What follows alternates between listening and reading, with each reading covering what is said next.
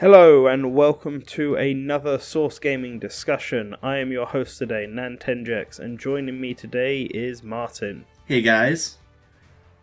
So, Martin is here with me to talk about all of the news about Smash Brothers DLC.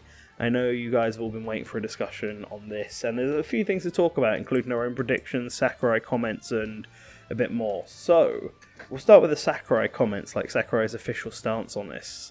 He went out in the Nintendo Direct to basically say that there would be Piranha Plant as the first one, which is free for a limited time and then paid for, and then there'd be a Fighter's Pass for $25 that would come with 5 characters with a stage and with music for each one. Well, I mean, obviously you kind of expect that when it comes to the stage, but yeah, so we got 5 new fighters, and then Sakurai... Well, actually, before we get to that, what do you think about the fact that we've got it confirmed straight up that there's only going to be 5? I'm going to be very honest. It is very, very nice. I remember, because I came into the speculation scene with Smash Brothers for Wii U and 3DS's DLC. And I remember that just being hectic because people are like, we're going to get 10 DLC characters or we're going to get, 20 stages. And it's like, okay, hold your horses there, This is nice. This is very nice. Yeah, I think it's a good thing to come out. I think it's probably a reaction from, those people who were like, oh, we still got Wolf coming, even though he said that this would be it. And yeah, people overhyping themselves. So he's decided to be a bit more open about this. And he even said that, pretty much confirmed that all the 5 characters would be new. There weren't any veterans, obviously, to bring back this time. And he also said that they wouldn't be Echo Fighters. These would be 5 brand new from the ground up fighters. And that kind of, to me, kind of deconfirms the Sys trophies being upgraded as much as I would have liked to see that. Yeah. Because that doesn't kind of mesh with Sakurai wanting new stuff, like brand new stuff. And it might even mean that, just like the Smash for Wii U, which had, some hints of characters being cut, like Chorus Kids, maybe if we find any hints of characters being cut in Smash Ultimate, they won't be DLC. Like, maybe because they want to do literally everything brand new. And that kind of leads into the comments that he made, that he did on social media, on Twitter, which are in English as well, probably to make people hype a bit more responsibly. Oh, yeah. And be a bit more open about it this time. And basically said that Nintendo were the ones who basically made the choices, like the way I understood it. And if you understood it differently, let me know, Martin. But from what I gathered, Nintendo made a big selection of characters that they would be fine with as DLC. And then Sakurai looked over that list and then picked 5 himself. So he still got the final say. It's just that rather than picking from every character out there, he picked from specific ones that Nintendo let him see. Yeah, I actually agree with that interpretation. That's how I saw it. I saw it as Nintendo basically took a random lottery of certain characters that are either relevant or at least marketable, and they gave them to Sakurai, and Sakurai did have the final say. So For those worrying, Sakurai could have a final say in this, depending on if you interpret that tweet as such. We don't really know exactly because this is Sakurai. He can be a little wishy-washy when it comes to meaning. Mm-hmm. But if you believe in that... English isn't his first language either, so I don't know if it's him attempting to make the tweet in English or if he got someone to help him translate his thoughts, because it's really unusual for him to tweet in English. Yeah, I was like, wait, holy shit, is this like a fan account? Like, I had to double check. Yeah, I thought the same thing. Yeah. First. Yeah. So, when the man speaks English, you know it means volume. Like... Yeah. Like, and he's addressing us as well, over here in the West. I'm sure it's probably probably the crazier ones. Yeah, the Japanese having to use Google Translate on Sakurai's tweets is like unheard of. Yeah. But no, it is interesting because it does open up, like, Nintendo clearly know also the ballot results because they will do. So it's like, did Nintendo's choice just include promotional characters? Because that's obviously what some people are afraid of. And when you look at the games coming up, you've got maybe a Metroid character or another Fire Emblem character or another Pokemon character. Mario obviously has always got games coming out. But then, like, you've also got, like, or did they pick fan favourites? And how much would they have chosen third-party characters for? Like, would they have tried to focus primarily on first-party characters over third-party characters? Or are there big third parties that are coming out? Like, there's all those talks about Bethesda speaking with Nintendo, where Smash Brothers apparently came up. So is that a sign that we'll be getting a Bethesda character in? It's like, these all become really interesting when you sort of put in the idea that this is Nintendo who narrowed down the selection choice. And then Sakurai's picks probably came down to who out of this list he could make the most interesting. Right, exactly. I mean, basically it boils down to what selection of characters does Nintendo actually have in mind, and we all think that, we all hope for it's like these huge, like, fan favorite ones like Banjo Kazooie, Geno, but really when you think about it in the corporate mindset, they're going to want to use DLC in a way that is going to extend the brand, essentially, because, and I want to point towards an interview that the new CEO of Nintendo did. I don't know their name. I blank out on their name a lot, but this is the one that succeeded Kiwashima. But basically, he said that at the investors meeting, Smash Brothers can be used to extend relations with other companies and as an extension of their brand. They see it as a high value. And he explicitly stated that. So I think that's what they're going to do with DLC, especially if Nintendo was the one kind of spearheading it with Sakurai's final approval. Agreed. So why don't we just go into our 5 predictions then? And we don't know what each other's are, so this is all going to be new. And I just want to stress before that this isn't going to be like my final prediction for DLC, because I don't feel comfortable making a final prediction without having actually played the game. Because if I say a character and then that character turns out to be a boss in story mode, for example, well then that was a dumb prediction, but I couldn't have known that beforehand. Well, like, you know what I mean? Yeah, I know what you mean, Nan, but for me, you know me, I'm going balls to the wall here. Like, I am going all in. So, you know what? If you guys want to... I'm not, you know what? Don't put stock on me. Just don't. But this is just for fun. This is for fun. You've heard him here. You've heard him first. Take it super seriously, guys. Obviously, yes. I am the spiritual incarnate of Sakurai. But... Wow. With that kind of confidence, why don't you go first then, Martin? I guess so. That is a great segue.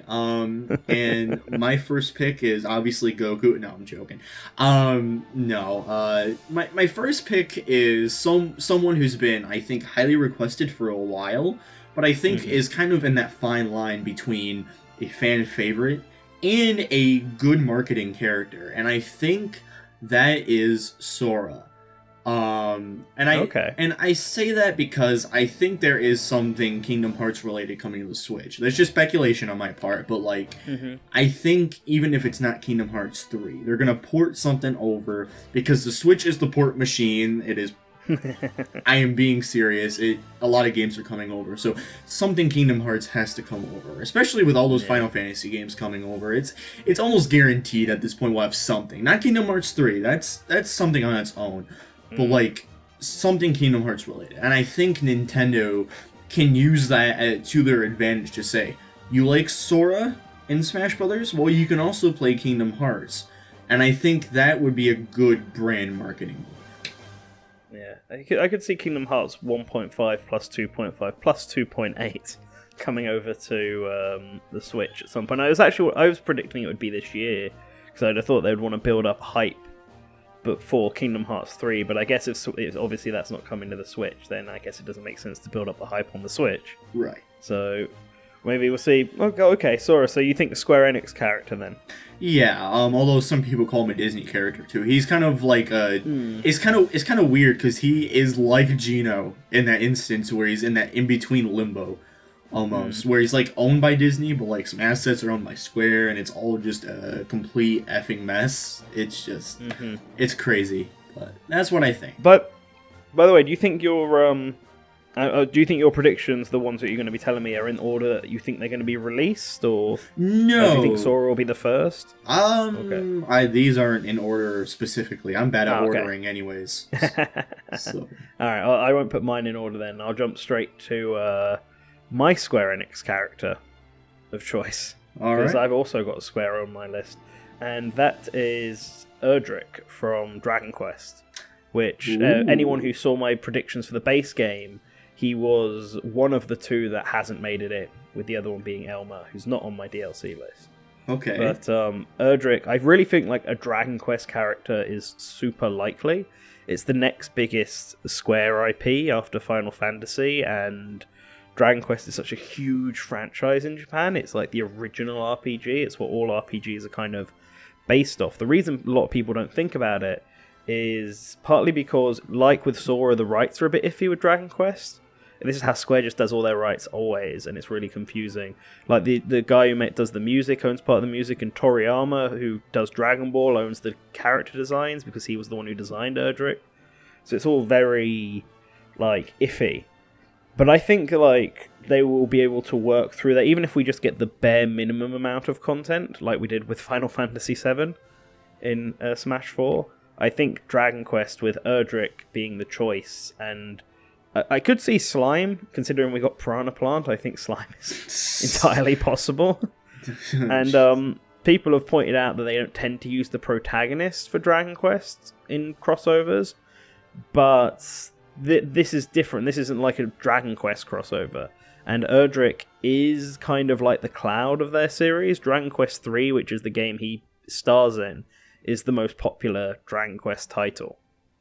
And the first 3 games, which are all the really iconic ones that sort of started the genre, are all about Erdrick and his legacy, where you play as his ancestors and his follow-ups in the other games. So I think that if they're going to pick a Dragon Quest character, he's the one that makes the most sense. And I think they would go for him over Slime, would probably get like a Slime meat hat or something. Although if they did go Slime, I'd be okay with that.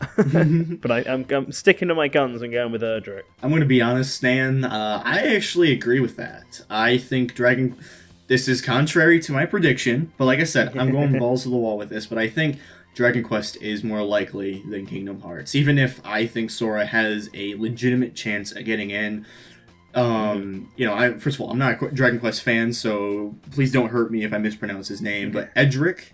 Erdrick, like Erdrick. Okay. Yeah. Okay. Well, anyways,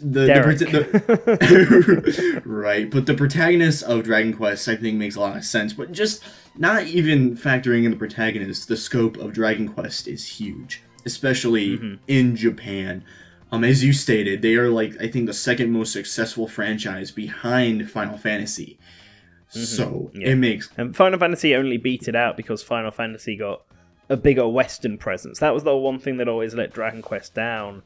For whatever reason, it never seemed to do very well over in the West. To be fair, it might be because, like Final Fantasy, the original releases were quite sporadic. And Final Fantasy only did so well because I think Final Fantasy VII was such a big seller. And Dragon Quest never really got its Final Fantasy VII. A lot of people think Dragon Quest VIII, which is what a lot of Westerners view as the biggest one, but that didn't do nearly as high as Final Fantasy VII did. Right, but I mean, you still can't deny the scope of Dragon Quest. Oh no, of course. At all. And I think it really fits in with what I think. And you especially, you said this earlier in the discussion, but this is going to be about marketing. This is not going to be about just fan favorites. They have to sell the DLC. They have to make money somehow. So, yeah, like, I think Dragon Quest character, especially in Japan, would make a lot of money. Would make a lot of sense. And plus, Dragon Quest 11 SP is coming to the Switch next year. Oh, so that could be another one that, Nintendo kind of wants to make that connection. Because there is a known Dragon Quest game coming out on Nintendo next year, have a Dragon Quest character as well. I mean, don't you mean that that's vaporware? I don't know. Well, it'll probably come out some point, but man, that game's been rumored since launch. I mean, no, revealed since launch. revealed. Yeah, well, no, Tokyo. It was at Tokyo Game Show, the Switch version. Oh, really? It's where they confirmed that it's getting a title change for the Switch version specifically, for some reason, and it would be coming out. I think Japan next year. Whether it's worldwide next year, I don't know. Okay. And I don't know what's special about it, but it's definitely coming. So it's no longer a hidden, an unknown entity. Right. But that. All right. What's your next choice? Man, I have this list in front of me, and I just don't know which one to choose next. It's kind of, it's a very interesting list, but I guess I'll go with the smaller kind of prediction. I think that we are going to get some form of Bethesda content in the game in the form of Doom Guy. Okay. I think it is one of the next iconic franchises in Smash Brothers to be represented, and it would be the first Western character, third-party character, to get represented. Yeah. I was going to say, yeah. No, yeah, I debated putting a Bethesda rep on my list and then chose not to. But Doom Guy, I think, is the most likely Bethesda rep, just because I know a lot of people say Dover King, but Doom is such a bigger series. It's a series that's made such bigger impact on gaming. Yeah, exactly. I mean, you've had, let's see, ports upon ports. I mean, let's not even get started into the unofficial ports of Doom. Like, it's been on every single console, whether official or unofficial. You have Doom, you have the new Doom that came out. There's Doom Eternal, which would be a good tie-in for that. So, again, that publicity. So, again, it factors in all about marketability. So, I think it would be a great fit for Smash Brothers. Okay. I think it makes sense. I know a lot of people want Master Chief as like the first-person shooter guy, but I think Doom fills that. I mean, I'll be honest. Role quite well. I'll be honest. I think Master Chief is more so Mr. First-person shooter, but like, it's Microsoft, and they're a competing company. I think it'd just be hard to get Master Chief, but. Well, speaking of Microsoft, my next pick is actually one that I know a lot of people won't like, and it's Steve from Minecraft. Because it can't be denied that Minecraft is quite a big series, like a huge series, and it's a massive selling one, and Nintendo's been doing a lot to sort of build it up on the Switch, and the new 3DS as well, but mostly the Switch. And Microsoft have been highlighting the Switch, not as a competitor, but as another way to play Minecraft in their advertising. And, I mean, Phil Spencer, for what it's worth, has said he doesn't mind Xbox characters being on Smash Brothers. Of course, why wouldn't he? And considering that Nintendo do try and hype up stuff, like they're trying to hype up Fortnite at the moment, and I don't think Fortnite's getting a character, but Minecraft is such a bigger series that I could easily see it getting Steve getting into the game. I think he's definitely a very possible choice, and also as DLC, still needs to sell. Even though there are people within the Smash community who don't like Minecraft, in terms of its like broader scope, so many more people recognize Minecraft. They don't necessarily recognize Steve as Steve. They might recognize him as Minecraft guy, but that doesn't really matter because they'll recognize it as Minecraft and get it because it's Minecraft. And so, despite what people think, I think Steve is definitely a very possible candidate for this. I'm gonna be honest, and I'll say this: I agree that Steve is very, very likely because he is a huge video game icon, probably more so than even Doom Guy in any stretch of the imagination to be represented in Smash Brothers. It would make sense. I mean, all the economics lined up. But one thing you, I think, forget is that when you see that Steve splash screen, many 8-year-olds are going to look at that and be like, what's Smash Brothers? And then they're going to go buy Smash Brothers. They're going to find out the Source Gaming Discord, and moderation will be terrible. Okay, I'm joking. No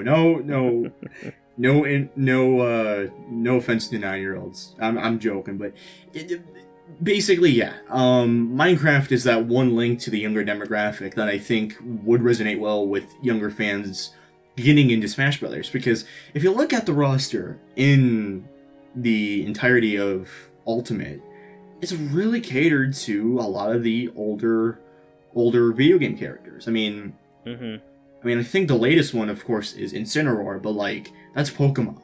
That is a franchise beloved by old and young fans alike. There really isn't a franchise catered to specifically young demographics. I mean, of course, we're not going to get Care Bears in Smash Brothers, but I'm not saying that. I'm saying, like, you know, Minecraft, which is this huge kid online presence, would make sense. So agreed. So that's my second choice. Want to go on to your third? All right. Well, should I bring out the big guns or should I bring out the? You do what you want. I don't know. I'm thinking, man. I'm thinking. In whatever order we feel like. It feels like we're playing a game of solitaire right now, and I'm just choosing the either the biggest card or the small card, or save my surprise till the end. I think I'm gonna go for the minimal surprise. I think so. I've chose 2 third-party characters so far, and and I don't want to over drown the DLC with third parties because first of all, they get a lot of people pissed, but second, you gotta include some Nintendo characters. I think this third character is going to be kind of the antithesis to all the DLC. I think this is going to be a character that has main-wide appeal, but is not for newer stuff. I think it's going to be for past iconic stuff. And the character I'm talking about is the Excitebike Racer.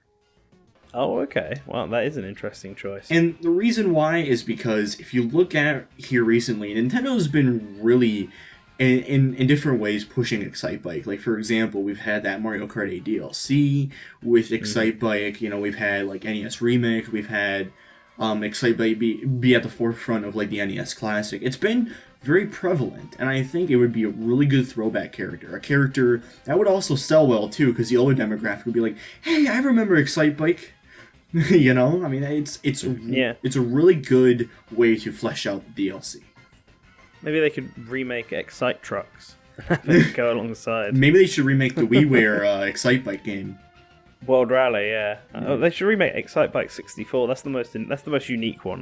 That's also the only one I haven't played, so that would be very beneficial to me if they remade it. Or if Nintendo 64 games came to the Switch. Hey, Nintendo. Hey, why don't go that extra step? Release the Super Mario Excitebike game that was on the BS downloads. Oh, jeez. Do that, Nintendo. That would be awesome. But hey, and I'd be all for Excitebike. I love my sort of retro throwback characters, and I feel like Excitebike got a bit snubbed in this game because of them choosing not to, you know, have much new stuff and focus on bringing back a lot of the old stuff. Because I feel like after Balloon Fight, an Excitebike-based stage was the next logical, like, retro stage. It was either going to be Excitebike or Urban Champion. I think Excitebike has a bigger fan base than Urban Champion does. Yeah. But because they only went for 4 new stages, they didn't go for a retro stage this time, and I think that caused it to get a bit snubbed, which is a shame, because I think an Excitebike stage would have been really cool. Which I guess is another good reason why it would be called DLC. Exactly, you're getting that good old nostalgia into Smash Brothers. Oh, yeah. So, my next choice, I'm going to go for my safe pick, and it's also a Nintendo character. And that is Bandana Waddle Dee. Because I feel like he's the most popular character who hasn't got any kind of role in Smash yet. Like, it's going to be either him or Dixie Kong, and I think that overall, Bandana Dee is just a tad more wanted. I know Dixie Kong has her fans and stuff like that, and I did think about her at one point. But, like, Bandana Dee is huge in Japan, and loads of polls we've been looking at and running ourselves and stuff like that have always put Bandana Dee as one of the top ones. And unlike a lot of the other top ones, like, obviously King K. Rool got in, Ridley got in, Waluigi became an assist trophy. Like, we haven't seen anything about Bandana Dee. He's not playable, he's not an assist trophy, he doesn't show up in anyone's moves. So unless he shows up as some kind of, like, joke boss in the Spirits mode, he doesn't really have a role. And I think there's also just having a 4th Kirby character. Like, when you look at all the series, the only 2 series that I feel are really missing out on somebody new are The Legend of Zelda, but Zelda also already has 6 characters, and Kirby, which only has 3, and 3 important ones, but modern Kirby isn't really represented, and a lot of Kirby nowadays is based around the 4 characters. And Bandanity is the 4th character. So I do really think that there'll be a Nintendo character, and they'll do one based on popularity in the ballot, and also relevance. I mean, there seems to be frequent Kirby games. I don't know if we will get one next year, because obviously Star Allies has been continuously updated, and even now the last update isn't scheduled till the end of this month. But Kirby is pretty frequently popular. And so I think that a new Kirby character with a modern Kirby stage would make a lot of sense, and I think it would make a lot of fans happy. I fully agree. I am a person who, first of all, loves Return to Dreamland, so I'm kind of like a mark for Bandana Waddle Dee. Although more so Magalore. I can't pronounce his name even though I like the character. How sad is that? But I think it would be, first of all, it'd make a lot of sense, because it would be kind of like the whole Donkey Kong situation, where people felt like something was missing, and King K. Rool filled that spot in. So having Bandana Waddle Dee in there would really fill out the Kirby roster quite a lot. And plus, too, a lot of people saying he was a common enemy was just blown the hell out. Yeah, so with Piranha Plant, I know. Like, Piranha Plant broke every convention, but like that was the biggest convention it broke. So he has a legitimate chance. I fully agree, and would easily tie in with Star Allies, or hell, maybe if they're developing a Kirby spinoff, or if Bandana Waddle Dee is a character in Mario Kart 8 DLC or something. It'd be a really good way to tie it into something. Yeah, be good. Alright, what's your 4th pick then? Alright, my 4th pick is probably the least surprising thing, but it's going to get a lot of people mad. Because really this franchise is turning into the new Fire Emblem for Smash Brothers. Well, kind of. People see it as that way, but I don't think so. But I think there's going to be a Gen 8 Pokemon character. Oh, okay. Yup, I think they're going to, and a lot of people are saying Fire Emblem, but again, Pokemon, one of the most iconic franchises, would be interesting enough to tie into the new Gen games, instead of the Let's Go games, like the actual Gen 8 games. So I think it makes sense. I'm keeping it, of course, we don't know who's going to be, because we don't even know the Pokemon, so. Yeah. Yeah. I'm not... Yeah, I'm not as convinced on a Pokemon character, only because there are a lot of Pokemon. I know Pokemon's a big series, but there are a lot of Pokemon. A lot of Pokemon came back and were added in for this game. And I don't know. I guess, I mean, if there is a Pokemon, I would be okay with it, in the same way that I was okay with there being a Fire Emblem character as 2 Fire Emblem characters as DLC. But it just, I don't know. For me, it feels like a lot. But I understand where you're coming from, and I guess we'll have to see. Obviously we have no idea what sort of Pokemon it would be, because we haven't seen any Gen 8 Pokemon. No, but they will definitely be designed, because if the game is coming next year, so Sakurai would have certainly had the chance to see them. Oh yeah, definitely. Yeah. So my next choice, my 4th choice, I'm going to go for my really unusual pick this time. And this one requires a slight bit more explaining for why I think so. But I'm going to actually go with Cosmos from Xenosaga. So, do you know who Cosmos is? I actually have no clue, so... So, Xenoblade, obviously, has been a growing franchise, and a lot of people really wanted Rex and Elma in this game. And obviously, neither of them got in the base game. And for me, Rex has been deconfirmed for the DLC. The only character I think has been deconfirmed because of his Mii Fighter costume. Because in the same way that Sakurai in the last game made Inkling and King K. Rool Mii costumes, almost like saying, hey, look, these 2 characters didn't get in, but here you go, here is like your sort of consolation prize. I think Rex is the same. In fact, he kind of like outright said, Rex was designed just a little too late for the base game, but we've made this Mii Fighter costume. And if the Mii Fighter costume was in the base game, then I would be like, well, okay then, alright, that makes sense. But it's not in the base game, it's DLC. And we know there's Xenoblade Chronicles 2 Mii Fighter costumes in the base game, because Nia's in the base game. So, my thinking is that the Xenosaga is obviously a really growing one, and Xenoblade has been doing really well. And Xenosaga was like the original Xeno game, but it's owned by Bandai Namco. And Cosmos is the protagonist of all three of those Xenosaga games, and she reappeared in Xenoblade Chronicles 2 as a special blade. They got a lot of people excited. I think for long-time Xeno fans, she's clearly really popular, and for Monolith Soft in particular, they like throw her into everything. Like, she's in Project X, both Project X own games as well, and all the other crossover games they do. Like, they really like Cosmos. Even Elma, her a spoiler outfit that she gets is based on Cosmos as well.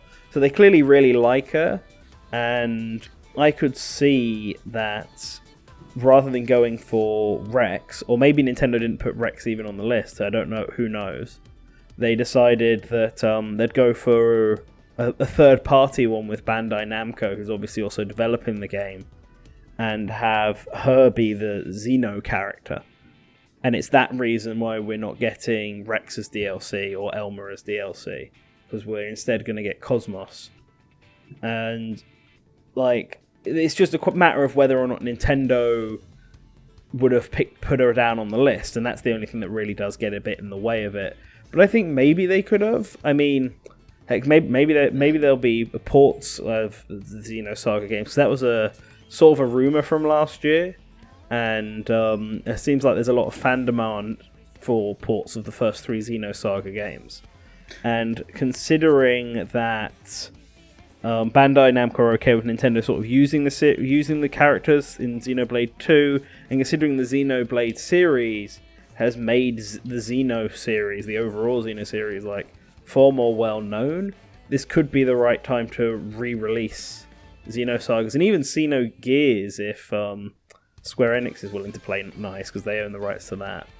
Like, maybe this is the time to re-release it, and Cosmos could come alongside that as a sort of, oh, what the fuck, but this is really cool kind of pick. I'll be honest, it would really flesh out the DLC roster quite a lot, because, you know, what we're thinking, I keep on reiterating this, but this is important because Nintendo wants to sell this DLC. I'm ramming it into the heads of people who are watching this. Nintendo wants to sell DLC. Look at what they did with Smash Wii U and 3DS. They chose marketable characters. So I think they want to do the same thing here. And I think your choice is interesting because it would kind of go against that a little bit, just a little bit. Because, you know, it's not really a current character, and it's not something that people would instantly recognize. But it would, granted, it would flesh out the roster a little bit and would give some diversity. So I'll give you that. But I personally think a choice like that would probably be less marketable than, say, Rex or Pyra. But again, I do agree with you that Rex is deconfirmed, so I don't know where to go from there, personally. But yeah, it's an interesting choice. I think it has some merit, but I think right now it's just kind of in limbo. Okay. Alright. Your final pick then, Martin. What's your fifth choice? Okay. First of all, I'm going to have to explain myself for this one, because a lot of people... this is the one that's going to bust a lot of people. Like, they're not going to like this, but this is my choice that I'm going to pick. But the thing is, I'm actually not picking... okay, so let me back this up. We're technically only doing 5 because Sakurai and Nintendo are only offering 5 DLC characters, right? Mm-hmm. I actually think, and this is a risky move, but I think there might be one more character after that, after the season pass. That's it. One more character. And there's a specific reason why for this, and you'll see why. So before I get into that, though, I'm going to pick my 5th character. And my 5th character is going to be a Fortnite rep. Oh god, really? Yeah, yes, I actually think so. I actually think so. It's not for the memes, it's not anything like that. I am actually being serious about it. And the reason why is because Smash Brothers has the advantage because they can easily tap into something that is mainstream. And I think a lot of people, if they saw Super Smash Bros. Ultimate X Fortnite, would get chills. But it would make a lot of people pay attention to Smash Brothers. Because the mainstream appeal of Fortnite with like the Mastercraft moveset idealist that is Masahiro Sakurai, combining that would make for a character that is truly just like playing a Fortnite character. And I think, even if I don't play Fortnite myself, which is kind of ironic, I think would be a really good marketing move. Like, I mean, hell too, like, you could maybe, like, get a discount for the DLC character if you download Fortnite in the eShop. Like, there's just so much cross-promotion they can do. I think even more so than Minecraft, at the current state. Minecraft is iconic, but I mean, Fortnite, if you want to get on something that is hot, and right now would be the time to do it. And I think that would be a really, really good choice to do. Nintendo are pushing Fortnite quite a bit. I agree. It is really a hot topic sort of thing right now. I don't know. I just don't feel like it's a legacy thing. I guess I don't know. I mean, I see exactly where you're coming from, and I could see a Fortnite character in the same way that I could see Minecraft Steven. I just also can't see it, and I don't want to see it. Yeah, it's a very controversial topic. Maybe more so than Minecraft, but like, I just think that it would be smart on Nintendo's move to do, especially. All right. But they are pushing it quite a bit. Fortnite, Nintendo are. Yeah. Anyways, I did mention that I had one more prediction, and this is where I'm going to explain myself a little bit more. So this is like the risky prediction, the risky prediction. So I think, okay, so we've had bonus content from the season pass, right? We have the Rex and Pyra Mii costume. That is the DLC bonus. But we also have a character that's completely separate from that, and that's Piranha Plant. Mm-hmm. I think there is going to be a character similar to the Kuko from Hyrule Warriors that is a bonus if you purchase all the DLC. You ready for? Wouldn't that be like if you get the season pass plus the Piranha Plant, or does this include any other DLC that they might do, like more Mii Fighter costumes and stuff? I think this is going to be a secret unlockable in the game that you get from like more spirits and spirit mode that they add, possibly, if you buy the season pass. So it's still paid DLC, but in a weird way. So I think fucking cuckoo.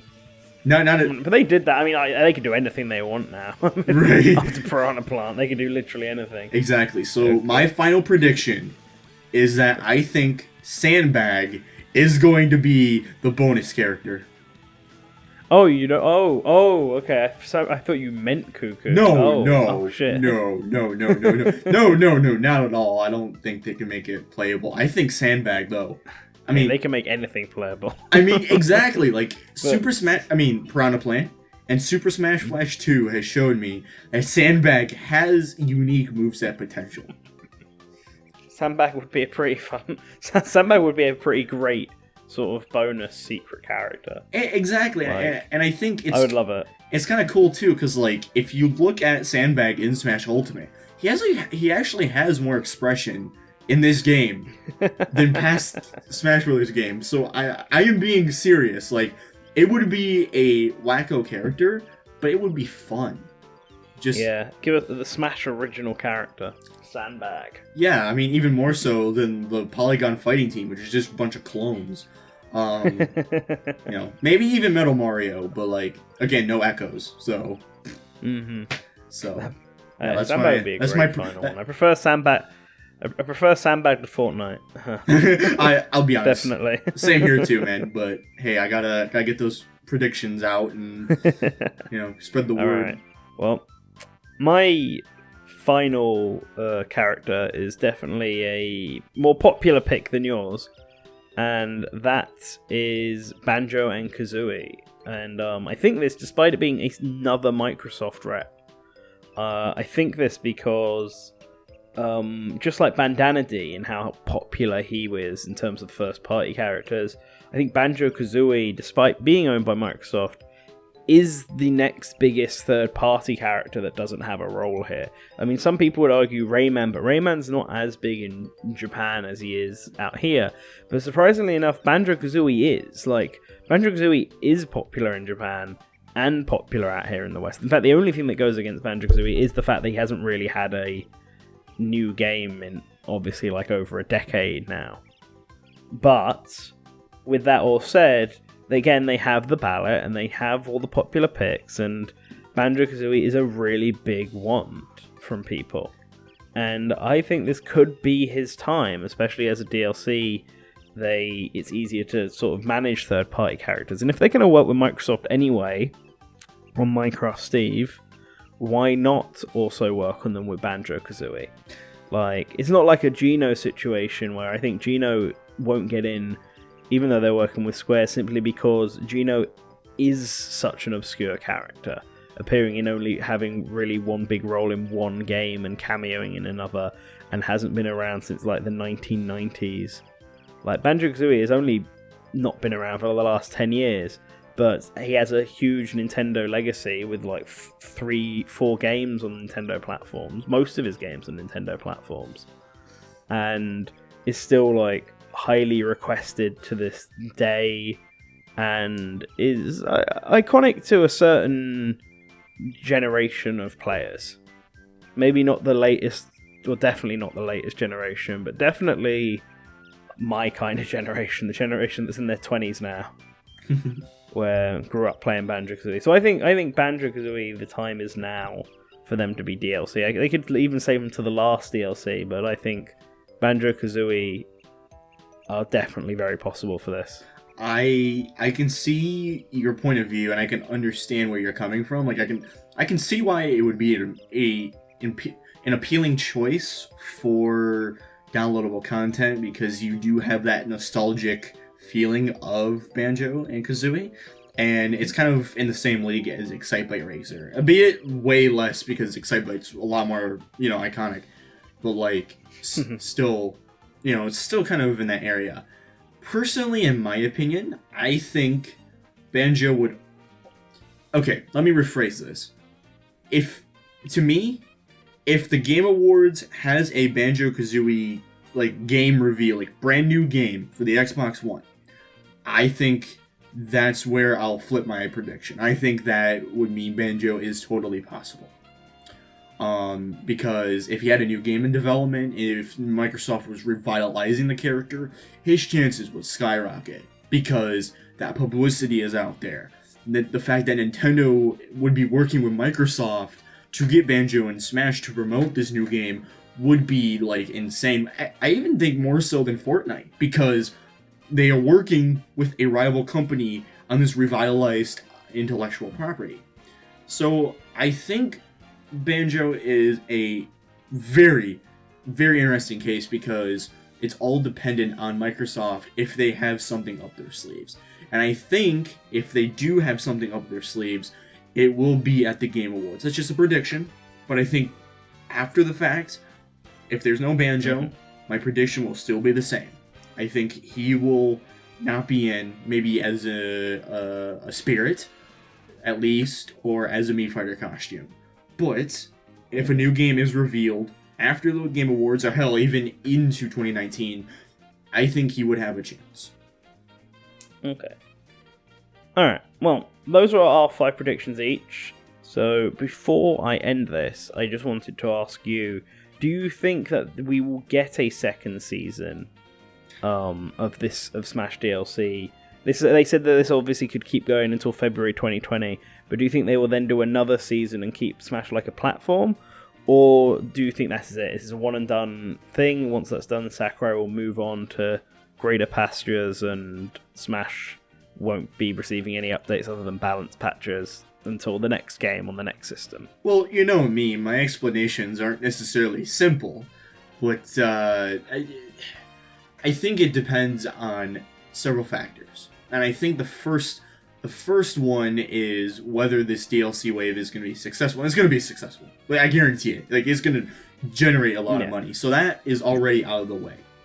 The second factor, though, is whether or not, and this is what I've been thinking for a while, whether or not Sakurai is getting tired of his job. And Sakurai, a lot of people think that Nintendo's tying him down and stuff, but he actually has a lot more leeway than you think. He's been doing this for a long time. I mean, even just this development cycle has been hectic, because you've been developing Smash 3DS, Wii U, and Ultimate back to back to back. And even the DLC cycles could be considered their own cycle. So it is a huge time frame for him to be developing this. So if he wants this to be one and done, that's really his decision. If he is on board, then I think there might be a chance. There might possibly be a chance. I know there was a rumor going around that Smash Ultimate would have DLC support for 2 years, and that's very particular because they said that the first season pass will go up through February of 2020, and that's technically only a year and 2 months from Smash Ultimate's release. So in that case, you could infer that they do have more support down the line, but again, we don't know. I think the biggest factor, though, is when the game releases, because, first of all, how easy, I mean, people are going to be data mining the game, obviously. And we have to see, like, how easy is it really to add content to Ultimate? Like, how much is it able to handle, like, being added on? Because, believe it or not, Smash 4 actually did have limits. If you added certain character icons, the CSS would glitch out. If you added stage icons, the SSS, the stage select screen would freak out. So, if the game was easily malleable, I think that all those factors coming in would dictate that. So, I personally don't know. I personally am on the pessimistic side, because I don't think there's going to be a lot. But, in that case, if the game is that malleable, I could see it. Okay. So that was a very long explanation just to say no. Yeah, basically it was, but I wanted to get my full thoughts in, because first of all, funnily enough, I've been away for 2 weeks because of school, but like, I have had all these thoughts and stuff, so, Nan, sorry you had to put up with me, my man, but like, I had to get them all out, so. It's alright, yeah. Get them all out. Well, I'm going to keep mine a lot shorter, although I do agree with you, I don't necessarily, as much as I would love a second season, I don't think they're going to do one, even if DLC is popular. They won't make the decision to do one until this time next year. But I think at some point Sakurai is going to have to take off and do his own game. And I think do a new game and do something that's not Smash related within this decade. And I think Nintendo are going to... You know, they're going to be okay with it. They're going to have Smash stuff coming up until 2020, and then they can turn all their marketing and attention to other stuff. And while, obviously, they want to keep the game alive and stuff, there'll still be balance patches, still balance updates. I mean, at best, we could see Sakurai taking a more advisory role and someone else directing the DLC, and that way it would keep going. But I don't think that's going to happen yet. I think especially, I think if Sakurai is as the director of this new game, he's going to be director of the DLC, and if he's on the project, it will keep going, and if he wants to step away from the project, even though he has said in the past, like, you know, if Nintendo asks me to do Smash, I feel obligated to keep doing Smash. There's going to be a breaking point, and he's going to want to go off and flex his creative muscles elsewhere. Yeah, and unless he can figure out how to do Smash and another game at once, which I don't see him multitasking it like that, I don't think we're going to get any more than the already promised one season. I mean, the fans don't really think about that. If Sakurai doesn't do a Season 2 pass, there is the potential for him to work with Hideo Kojima on Death Stranding 2. Think about that, people. Think about that. Please, no. But alright, thank you for joining me, Martin, in this fairly lengthy discussion, just between the two of us. Yeah, no problem, man. It was fun. Yes. And everyone else listening, let us know what you thought of our predictions. Who do you think is going to be the most right, or do your predictions kind of follow our predictions? Let me know all of that stuff in the comments below, and let me know how excited you are for Smash Ultimate and the DLC.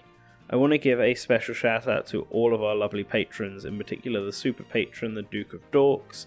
Link to his channel is in the description below. Give this video a like, share with your friend, all the usual YouTube nonsense. But always remember to return to the source. Bye.